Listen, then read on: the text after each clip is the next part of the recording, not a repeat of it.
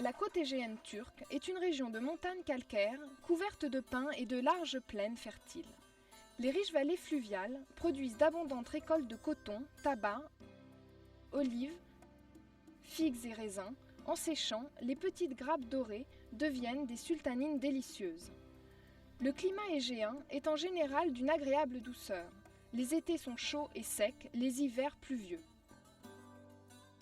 La côte égéenne fut jadis la terre de nombreux royaumes. Éolie, devenue ensuite Pergame, Carie, Ionie et Lydie. Quelques-uns des personnages les plus remarquables de l'histoire, dont le roi Midas, aux doigts d'or, Crésus, inventeur de la monnaie, le poète Homère et Hérodote, le premier grand historien, en sont les enfants. Au nord, Pergame a pris son essor après la mort d'Alexandre le Grand en 323 avant Jésus-Christ. Ces rois ont régné sur la plus grande partie de l'Anatolie de l'Ouest. Le parchemin y fut inventé et la bibliothèque de Pergame, avec plus de 200 000 ouvrages, rivalisa avec celle d'Alexandrie. L'Asclépione de Pergame, dirigée par Galien, fut le premier grand centre médical au monde. Izmir, troisième ville de Turquie, domine la côte égéenne centrale. Gravement endommagée par la guerre en 1922, c'est maintenant une ville moderne, trépidante, qui se dresse sur une large baie. Au-dessus du centre-ville se dresse le Kadifet Calais, forteresse construite par Alexandre le Grand au sommet de la colline. Dans la banlieue, Baldjova est réputée pour ses sources d'eau chaude. Éphèse, jadis capitale romaine de l'Asie mineure, est la ville égéenne classique la mieux conservée qui offre l'une des plus jolies vues au monde. En cheminant le long de ses rues en marbre, en longeant les temples classiques, les bibliothèques et les palais en direction du grand théâtre de plus de 24 000 places, vous vous croirez sans peine à l'époque romaine. Éphèse, grâce à son port bien abrité, s'enrichit grâce au commerce. Les pèlerins suivaient la route royale depuis l'Est pour aller rendre hommage à Cybèle, ou Artémis, la déesse anatolienne de la fertilité. Son temple prestigieux à Éphèse, l'Artémision, faisait partie des 7 merveilles du monde. Saint Paul prêcha parmi la foule au grand théâtre et la légende veut que la Marie vint à Éphèse à la fin de sa vie en compagnie de Saint Jean.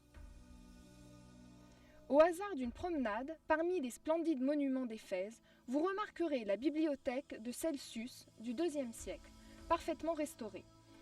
Le temple d'Adrien, datant de la même époque environ, l'Odéon, ou chambre du conseil, et le Prytanée, ou mairie. Sur un versant de la colline, des maisons aux intérieurs décorés de mosaïques fines dominent les rues principales. Beaucoup d'entre elles ont été restaurées.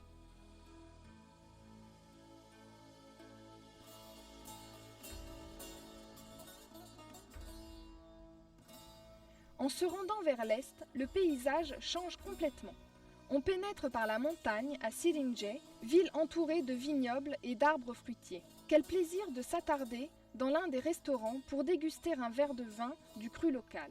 Au sud d'Éphèse, les ruines de l'antique Priene sont perchées sur un plateau soutenu par une falaise de roches vives.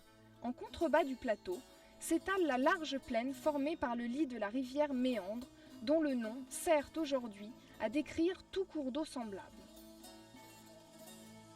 Florissante durant le IIe siècle avant notre ère, Pyrène fut l'une des premières villes à nous offrir des plans de rues à angle droit. Sur ce schéma, en grille, sont disposés les plus grands bâtiments de Priene, le temple d'Athéna, le théâtre, le gymnase et le stade. De l'autre côté de la plaine fluviale, au sud, se trouve Milet, une ville encore plus vaste et plus importante, dont le théâtre offre 15 000 places assises. Bâti à l'époque hellénique, il fut largement rénové par les Romains et est encore en très bon état.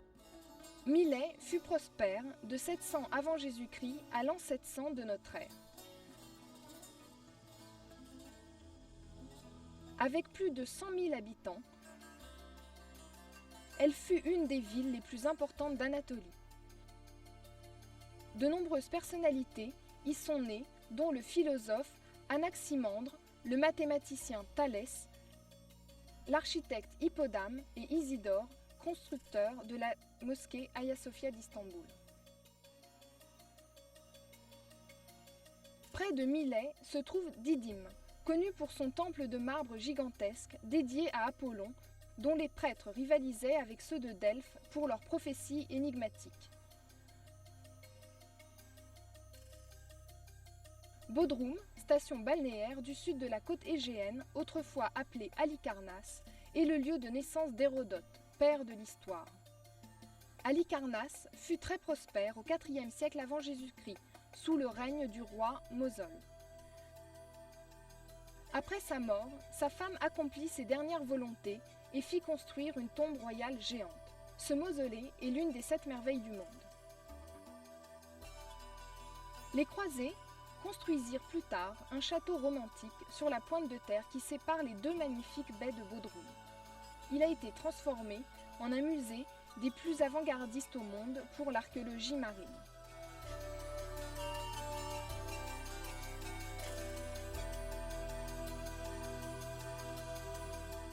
De nos jours, Bodrum est l'une des stations balnéaires turques les plus recherchées. Célèbre pour ses restaurants de front de mer, ses nombreux yachts et discothèques chics.